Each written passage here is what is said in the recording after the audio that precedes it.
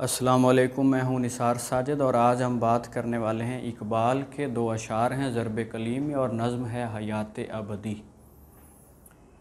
इसकी तशरीह पूछी है लाड़काना से बाबर भाई ने, जो वासिफ़ अली लाइफ ट्रेनिंग्स नामी एक इदारा चला रहे हैं, और कुछ दोस्तों ने जो है वो पेज पर और व्हाट्सएप पर ये सवाल किए हैं। तो अशार हैं कि ज़िंदगानी है सदफ़, कतरा नीसां है खुदी। ज़िंदगानी है सदफ़, कतरा नीसां है खुदी। वो सदफ़ क्या कि जो कतरे को गहर कर न सके। हो अगर खुद निगरो खुद गरो खुद गिर खुदी, मुमकिन है कि तू मौत से भी मर ना सके। तो हम पहले बल्कि एक स्ट्रेट वे में ही चीज़ों को ज़रा टुकड़े करके जो है वो डिफ़ाइन करते जाते हैं। ज़िंदगानी है सदफ़, सदफ़ कहते हैं सिप्पी को। इकबाल कह रहे हैं जो मेरा ज़िंदगी का वक्त है। ज़िंदगी क्या होती है? एक वक्त का दौरानिया है जो हालात और अफराद पर तरतीब शुदा है। ज़िंदगानी में दो ही चीज़ें आपको मिलेंगी, या तो हालात मिलेंगे या फिर आपको अफराद मिलेंगे। इसमें फिर आगे मुख्तलिफ़ अलूम आ जाते हैं, मुख्तलिफ़ रस्म व रवाज हैं, मुख्तलिफ़ तालीमी इदारे हैं, वो चाहे ख़ानका है, चाहे वो लिटरेचर है, चाहे वो मस्जिद है, और चाहे वो स्कूल है, और चाहे हमारी लोक दास्तानें हैं। ये सारी चीज़ें मजमूआ हैं ज़िंदगी का। और इसमें इस वक्त के दौरानिया में मेरी कॉन्शसनेस को उतार दिया गया है। किस तरह उतार दिया गया है उसका एक पीछे मुकम्मल बैकग्राउंड है जो इस मिसरे को समझने के लिए ज़रूरी है। वो क्या है कि इस आलम के तख्लीक होने से पहले या इस आलम में इंसान के आने से पहले अल्लाह ताला अपनी पहचान का एक मज़हर बनाना चाहता था किसी भी तख्लीक को। तो जब अल्लाह ताला ने अपनी अमानत यानी अपनी पहचान की अमानत पहाड़ों पर नाज़िल की तो उन्होंने उसका बोझ उठाने से इनकार कर दिया। समंदरों पर नाज़िल की, उन्होंने भी इनकार कर दिया। हत्ता कि सारी मखलूक़ात ने इस पर माजरत कर ली कि हम आपकी इस पहचान की नुमाइंदगी नहीं कर पाएंगे। अल्लाह ताला ने ही कुरान में फरमाया कि इंसान ने उस अमानत को कबूल कर लिया। जैसे बाबा जी वासिफ़ अली वासिफ़ फरमाते हैं, अज़ल से मिला मुझे बारे अमानत, हज़ारों बार थे इस बार से पहले। तो इकबाल कहता है ये ज़िंदगी एक सिप्पी की तरह है, और इसमें मुझे जिस तरह उतारा गया है वो ऐसे है कि जिस तरह सिप्पी में एक बारिश का कतरा उतरता है। अब वो ज़िंदगी की जैसे कि पहले डेफिनेशन हो चुकी, वो आगे कहते हैं वो सदफ़ क्या कि जो कतरे को गहर कर ना सके। कैसे कि वो आपकी साइंस है, वो आपका फ़लसफ़ा है, वो आपकी मुआशियात है, वो आपकी नफ्सियात है, इवन वो आपकी इस्लामियात है। इकबाल कहता है वो बेमानी हो जाएगी अगर वो मेरी कॉन्शसनेस को उसके हकीकी हदफ तक पाल कर ना ले जाए, या उतना तामीर ना कर दे कि वो अपने होने के मकसद को अचीव कर ले। वो सदफ़ क्या कि जो कतरे को गहर कर ना सके। अब इसमें रुकावट क्या है कि सदफ़ ने तो एक कतरे को मोती बनाना ही होता। रुकावट ये है कि ये जो आलम है जिसमें हम रह रहे हैं, इसमें मेरी शख्सियत को जिस जिस्म में उतारा गया है इसके कुछ चैलेंजेस हैं। ये खाना मांगता है, ये पीना मांगता है, ये आराम मांगता है, इसको दर्द होता है, इसको मुशक्क़त की थकन होती है, इसको धूप लगती है, इसको गर्मी लगती है। ये सारे चैलेंजेस मुझे अपनी इस बायोलॉजिकल जो है ना एक साइड मेरे होने की, मुझे उसके तकाज़े पूरे करने हैं। फिर इसमें लज़्ज़तें हैं, ये लज़्ज़तें डिमांड करता है या लज़्ज़तों की तरफ खींचा जाता है, तो मुझे इस पर अपनी जो खुदी है उसको सवार रखना है। इसी तरह اس دنیا میں شر جو ہے وہ بڑا ڈیکوریٹڈ ہے، یعنی اس میں کشش بہت زیادہ ہے۔ غالب نے کہا نا کہ ایمان ہے مجھے روکے جو کھینچے ہے مجھے کفر، کعبہ میرے پیچھے ہے اور کلیسا میرے آگے۔ تو غالب بڑے ماہر نفسیات ہیں، وہ جانتے تھے کہ شر میں کشش ہوتی، شر کھینچ رہا ہے، تو مجھے اس کھنچاؤ سے روکنا ہے خود کو، یہ میرے آگے چیلنج کھڑا ہوا ہے۔ پھر مجھے کچھ فرائض پورے کرنے ہیں، اپنے ماں باپ کے، اپنے بہن بھائیوں کے، اپنے بیوی بچوں کے، اپنی ملت کے، اپنی جو میرے ساتھ ایک امت ہے پوری، اس کے مطلب کہ میں نے ان کے لیے کچھ کرنا ہے۔ اسی طرح میرے راستے میں جو ہے وہ وقت ایک بڑی رکاوٹ ہے، تو مجھے اس دنیا میں بھیجا گیا، جیسے کہ میرے استاد محترم ڈاکٹر اظہر وحید کا ایک جملہ ہے کہ ہم اس کائنات میں اپنا خیال مکمل کرنے آئے ہیں، اس خیال کو مکمل کرنے کے راستے میں میں خود بھی رکاوٹ ہوں، یہ ارد گرد کے لوگ بھی رکاوٹ ہیں، یہاں کا ایک پورا نظام شر ہے جو بڑا مطلب کہ پرزور اور پرتاثیر ہے، تو مجھے ان سب کے ہوتے ہوئے یہ کرنا ہے۔ تو اقبال کہتا ہے وہ صدف کیا، یعنی کہ وہ زندگی ہی کیا، وہ زندگی کا دورانیہ ہی کیا جو میرے ہونے کو اس کے اصل مقام سے آشنا نہ کر لے۔ وہ زندگی بیکار ہے جس نے میری خودی کو، میرے ہونے کو، میری کانشسنس کو اس کے حقیقی سٹینڈرڈ تک جو ہے وہ ایلیویٹ نہیں کیا، اسے گرو نہیں کیا۔ تو یہ مطلب کہ پہلے مصرے کی ایک ہلکی سی جو ہے وہ تشریح یا معنویت بن گئی۔ آگے وہ کہتے ہیں ہو اگر خود نگر، خود نگر مطلب اگر میرا ہونا میری ہی نگرانی میں ہو، جیسے ہم پہلے بات کر چکے ہیں، ایک انسان کی جو ہے وہ جسمانی سائیڈ ہے جس میں حیوانیت پائی جاتی ہے، اور دوسری جو ہے وہ روحانی سائیڈ ہے جس میں اخلاقیات پائی جاتی ہے۔ وہ کہتے ہیں کہ اگر خود نگر، خود کی نگرانی، اگر میری اخلاقی اور روحانی سائیڈ میرے جسمانی چاہتوں کو، اس کی جو ہیں مطلب کہ لذت اور آرام پرستی اور ایک جو ہے وہ خود غرضی والی خواہشات، اگر وہ ان پر نگران ہو کے بیٹھ جائے، جیسا کہ پھر بابا جی واصف علی واصف نے فرمایا اپنے دل پر دربان ہو کے بیٹھو اور یہ دیکھو کہ اس میں کوئی نیگیٹیو یا منفی خواہش تو جو ہے وہ انٹر نہیں ہو رہی۔ تو اگر میری خودی اپنی نگرانی میں چلی جائے، وہ خود پر ایک قاضی بن جائے، اپنا احتساب کرنے لگے، یا ایسے کہہ لو جان ایلیا کی زبان میں کہ تنہائی میں اپنی مخبری کے لیے میں نے خود کو جدا جدا بھیجا، یعنی میری ریل خودی اگر میری جسمانی حیثیت پر نگران بن کے بیٹھ جائے، یہ پہلی انہوں نے کہہ لو کہ ایک شناخت یا ایک ٹارگٹ دیا ہے۔ آگے کہتے ہیں خود گر، بڑا پیارا پوائنٹ ہے یہ۔ خود گر کا مطلب ہے کہ وہ جو بھی کرے وہ اپنی بنیاد پر پیدا کرے، اس میں مطلب کہ سیلف ڈیپینڈنسی ہو، وہ خود پر انحصار کرنے والا ہو۔ جیسے علامہ صاحب کی ایک نظم ہے، اس میں یہ خیال انہوں نے زیادہ واضح کر کے لکھا ہے، پروانہ اور جگنو۔ اس میں جو پروانہ ہے وہ جگنو کو تانا دیتا ہے کہ تو اپنی اس روشنی پر اتنا کیوں اترا رہا ہے، میں اس کا ترجمہ بتا رہا ہوں، اتنا کیوں اترا رہا ہے، تیری جو یہ روشنی ہے اس میں تو آگ نہیں ہے، اس میں کوئی آگ نہیں ہے۔ تو پروانہ اس کا جواب دیتا ہے کہ ٹھیک ہے میری روشنی میں آگ نہیں ہے، لیکن یہ بھی تو ہے کہ میں کسی دوسرے کی آگ کا طواف نہیں کرتا، میرے پاس جو روشنی ہے تو اپنی۔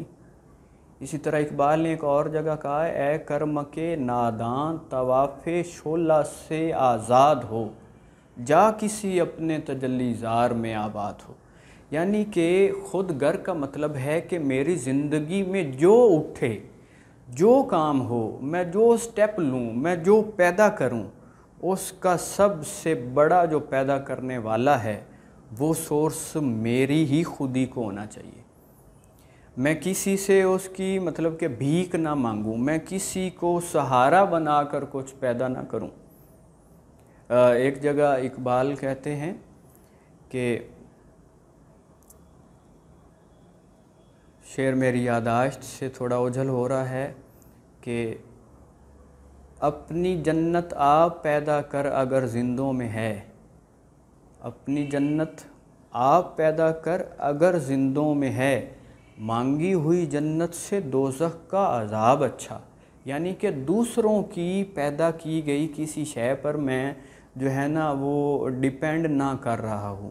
خود گر کا مطلب یہ کہ میری زندگی میں ہر طرح کا جو بھی بڑا کچھ پیدا ہو اس کو میں خود سے پیدا کروں۔ اچھا، آگے اقبال نے ہی ایک جگہ کہا ہے، اے طائرِ لا ہوتی اس رزق سے موت اچھی، جس رزق سے آتی ہو پرواز میں کوتاہی۔ یعنی خود گر کہ میں اپنے اس شکم کی ضرورتیں پوری کرنے کے لیے اپنی خودی کو کسی غیر معیاری کام میں انوالو نہ کروں۔ یہ اقبال کہہ رہے ہیں خود گر میں۔ آگے کہتے ہیں خود گیر خودی۔ گیر کا مطلب رکھنے والا، جیسے ماہی گیر جس کے پاس مچھلیاں ہیں، جیسے راہ گیر جو راہ رکھتا ہے۔ خود گیر کا مطلب جو پھر خود کو سنبھال سکے، یعنی کہ کوئی ایسی خودی نہ ہو جو آؤٹ آف جو ہے نا وہ شریعہ چلی جائے، یعنی کہ وہ کوئی غرور کی شکل بن جائے۔ وہ جتنی بھی گروہ ہو جائے وہ اخلاقی ضابطوں میں رہے۔ تو یہ انہوں نے ایک مطلب کہ خودی کی علامت یا ٹارگٹ بتا دیا۔ آگے وہ کہہ رہے ہیں کہ اگر تو یہ تینوں کام کر لے، بلکہ پیچھے سے پھر شروع ہوتے ہیں، زندگانی ہے صدف، قطرہ نیساں ہے خودی، وہ صدف کیا کہ جو قطرے کو گہر کر نہ سکے، خود نگرو خود گرو خود گیر ہو خودی۔ اب یہ انہوں نے کہا کہ اگر تم ایسا ایسا کر لو گے تو آگے پھر اس کا ایک انعام بتا رہے ہیں، خود نگرو خود گرو خود گیر ہو خودی، ممکن ہے کہ تو موت سے بھی مر نہ سکے۔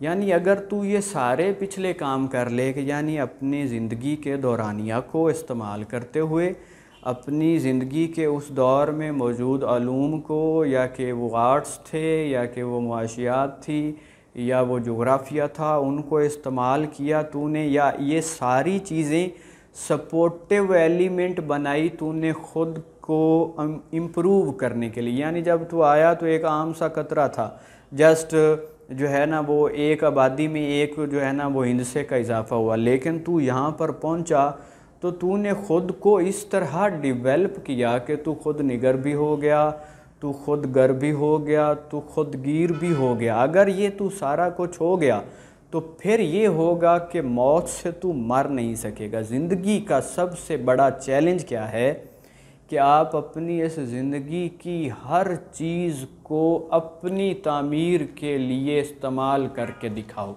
یہ زندگی کا سب سے بڑا چیلنج ہے، اور اس زندگی میں کسی بھی حالت میں وہ جو اللہ نے امانت دے کے اتاری ہے اس میں خلل نہ آنے۔ جیسے خودی کے بجائے واصف صاحب خیال کا لفظ استعمال کرتے کہ ہم اس زندگی میں خیال لے کے آئے ہیں، اس خیال میں پریشانی نہ آئے، اس خیال میں الجھاؤ نہ آئے، اس خیال میں ڈویلٹی نہ آئے، اس خیال میں پستی نہ آئے۔ رفت خیال انہوں نے مضمون بھی لکھا۔ تو اگر تو یہ سارا کچھ کر لے گا تو پھر تجھے موت مار نہیں سکے گی۔ جیسے احمد ندیم قاسمی نے کہا کہ کون کہتا ہے موت آئی تو مر جاؤں گا، میں تو دریا ہوں سمندر میں اتر جاؤں گا۔ بلے شاہ کہتا ہے وے بلے آسی مرنا نہیں گور پیا کوئی ہور۔ یعنی کہ میری یہ جو ایک فزیکل ایگزسٹنس تھی یہ مرے گی، میری کانشسنس، میرا ذکر، میرے افکار، میری روحانی تاثیر تا قیامت زندہ رہے گی، اور پھر اگلے عالم میں بھی میں ہر طرح سے زندہ رہوں گا۔ اب کیسے نہیں مرے گا؟ اب سوچنے والی بات ہے، انسان سب سے بڑی مخلوق ہے، اور موت بھی ایک تخلیق ہے، وہ بھی ایک مخلوق ہے۔ اچھا انسان جو ہے وہ اگر اشرف المخلوقات ہے تو کیسے ممکن ہے کہ اس سے چھوٹی تخلیق اس کو آ کے مار دے؟ ایسا ٹیکنیکلی پاسیبل نہیں۔ تو مرتے وہ لوگ ہیں جو واقعی انسان نہیں بنے ہوتے، وہ آدمی رہ جاتے ہیں۔ آدمی ہونا اور چیز ہوتا ہے، انسان ہونا اور چیز ہوتا ہے۔ میر تقی میر نے کہا تھا انسان کے بارے میں، مت سہل ہمیں جانو پھرتا ہے فلک برسوں، تب خاک کے پردے سے انسان نکلتے ہیں۔ تو وہ انسان عام چیز نہیں ہے، انسان وہ چیز ہے جو رب کے ہونے کا زندہ مظہر بن جاتا ہے۔ انسان وہ چیز ہے جو ایسا بنتا ہے کہ جس سے دیکھ کر اللہ یاد آ جائے، کیونکہ انسان کو اللہ نے بنایا اپنی پہچان کے لیے ہے۔ جیسے اقبال نے کہا تھا، بے خبر تو جوہر آئینہ ایام ہے، تو زمانے میں خدا کا آخری پیغام ہے۔ تو یہ جو خود نگر و خود گر و خود گیر ہوتا ہے، وہ کیا کرتا ہے؟ وہ اس دنیا میں اس دنیا کی علامت بن کے جیتا ہے۔ اگر انسان یہ بن جائے گا تو جس کی جو ہے نا وہ نسبت باقی کے ساتھ ہو جاتی ہے، پھر اسے موت مار نہیں سکتی، وہ موت سے بڑا ہو جاتا ہے۔ وہ اقبال نے کہا ہے نا، ہر گوہر نے صدف کو توڑ دیا، یعنی یہ جو وقت کا دورانیہ تھا، جو وقت کی پابندی تھی انسان پر، جو بڑا انسان تھا اس نے اسے توڑ کے دکھایا کہ میں جاویداں ہوں، میں اس زندگی کی گنی ہوئی سانسوں یا گنے ہوئے سالوں کا پابند نہیں ہوں۔ ہر گوہر نے صدف کو توڑ دیا، ایک تو ہی یا مادہ ظہور نہیں۔ تو ایسا بننا ہے، یہ ہمارا مطلب کہ سب سے بڑا ٹارگٹ ہے کہ ہمیں دیکھ کر اللہ کی رحیمی سمجھ آئے، ہمیں دیکھ کر اللہ کی جباریت سمجھ آئے۔ اب جباریت کیسے؟ ظالم کے آگے۔ اگر ہم کسی ایسے انسان کو ملیں جو ظلم کر رہا ہے تو اسے سمجھ آئے کہ اللہ کا ہار کیسے ہے۔ اقبال نے کہا ہے نا مومن نامی نظم میں، جو نور جان بلکہ غزل میں نور جان نے یہ گائے بھی ہے کہ جس سے جگر لالا میں ٹھنڈک ہو وہ شبنم، دریاؤں کے دل جس سے دہل جائیں وہ طوفان۔ تو ہم ایسے انسان بنے کہ ہمیں دیکھ کے اللہ کی قہاریت سمجھ آئے، اللہ کی جباریت سمجھ آئے۔ بلکہ ایک اور جگہ وہ 4 ایلیمنٹس اقبال نے بتائیں۔ اقبال نے بہت محنت کی ہے ہمیں بڑا بنانے کی، بس ہم ان پہ توجہ نہیں کر رہے، ان کے کلام کو کھول کر ہم دیکھ نہیں رہے۔ وہ کہتے ہیں قہاری و غفاری و قدوسی و جبروت، یہ 4 عناصر ہوں تو بنتا ہے مسلمان۔ تو ہم ان 4 پوائنٹس کو خود میں پیدا کر کے دکھائیں، ان کی ایک چلتی پھرتی حقیقت بن کے دکھائیں۔ اگر ہم یہ کر جائیں گے تو پھر ہمیں موت مار نہیں سکے گی۔ یہ پھر چھوٹے ٹارگٹ کیا ہیں؟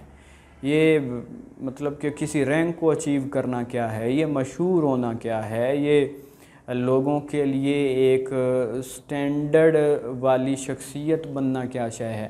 ہم دنیا کے ہر ٹارگٹ کو اچیو کر کے دکھائیں گے اگر ہماری خودی ترتیب پا جائے۔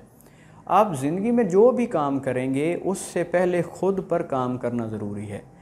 اگر انسان کے اپنے ہونے میں کمی رہ جائے تو اس کے کیے گئے ہر کام میں کوئی نہ کوئی کمی جھلکے گی۔ ادھورا شخص کسی کام کو پورا عمل میں نہیں لا سکتا۔ تو اپنی خودی پر کام کریں، اس کو زیادہ سے زیادہ بڑھائیں۔ وہ اگر کچھ آپ نے بنا لی ہے تو آپ دنیا کے ہر چیلنج کو جو ہے وہ بڑا ایک فاتحانہ نظروں سے دیکھیں گے، بڑے مطلب کہ انہیں چھوٹا سمجھ کے دیکھیں گے۔ آج کیونکہ ہم خود چھوٹے ہیں تو ہمیں پھر دنیا کے مسائل، دنیا کے چیلنجز یا کہ ہمارے اچیومنٹس یا ہمارے گولز یا ہمارے ٹارگٹس وہ ہمیں بڑے نظر آتے ہیں۔ جب ہم خود بڑے ہو جاتے ہیں تو وہ چیزیں پھر چھوٹی لگنے لگ جاتی ہیں۔ میرے علاقے ساہیوال میں ایک بزرگ تھے، بابا طالب جتوئی، پنجابی کے بہت اچھے شاعر تھے، بڑے مفکر تھے۔ کچھ وقت پہلے ان کا انتقال ہوا ہے، تو بہت سال پہلے میں ان کے پاس بیٹھا تھا اور میں نے پوچھا زندگی کے مسائل کو کس طرح حل کروں؟ تو انہوں نے کہا زندگی میں مسائل ہوتے ہی نہیں ہیں۔ مجھے بڑی حیرت ہوئی انہوں نے کہا زندگی میں مسائل تیرے خیال کی وجہ سے ہیں. جیسے بابا جی واصف صاحب فرماتے ہیں پریشانی حالات سے نہیں خیالات سے پیدا ہوتی. انہوں نے کہا تو جس سچویشن کو انٹرپریٹ کرتا ہے کیونکہ تیری ذہانت چھوٹی ہے تو وہ مشکل نظر آتی ہے. جس طرح ایک پیالہ پانی بھی ہو تو وہ چونٹی کے لیے دریا ہے. اگر چونٹی خود بڑی ہو جائے گی تو اس کا چیلنج کم ہو جائے گا. تو مشکل ہے تیری اپنی خودی کی، مطلب کہ جو چھوٹا پن ہے وہ بنیاد ہے تیری مشکلات کی. اگر تو زندگی میں اس زندگی کو استعمال کر کے اپنی خودی بڑی کر لے، اپنا تشخص بڑا کر لے، اپنی ذہانت کو بڑا کر لے، اپنی کانشسنس کو بڑا کر لے، تو پھر تیرے لیے ہر مشکل آسان ہو جائے گی. تو ہمیں خود کو بڑا کرنا ہے، خود کو اس مومن کی صفات سے متصف کرنا ہے جس کے بارے میں اقبال بار بار باتیں کہتا ہے. آخری اقبال کا ایک شعر جو ہے وہ لے آتے ہیں اور ہم یہ اپنی گفتگو اینڈ کرتے ہیں. یہ اتنی وسیع ہے کہ اس پہ بہت عرصہ بات کی جا سکتی ہے. اقبال کہتے ہیں مہر و ماہ و انجم کا محاسب ہے قلندر. مہر و ماہ کو ایسے لے لیں کہ سچویشنز، کیونکہ یہ ستارے اور چاند اور سورج یہ وقت چلانے والے ایجنٹس ہیں. کہتا ہے کہ وہ وقت کا احتساب کرتا ہے. جو کلندر کیا ہوتا ہے؟ جس نے اپنی خودی مکمل کر لی ہوتی یا کہ ایک آئیڈیل سٹیٹ پر چلا گیا ہوتا ہے. مہر و ماہ و انجم کا محاسب ہے قلندر، وقت کا مرکب نہیں راکب ہے قلندر. کہ وہ اب وقت کی بنائی ہوئی شے نہیں ہے، وہ ایسی شے ہے جو اب وقت پر سوار ہے اور اس کو اپنی مرضی سے چلا رہا ہے. دعاؤں میں یاد رکھیے گا. اللہ آپ سب کو کامیابیوں سے نوازے. اللہ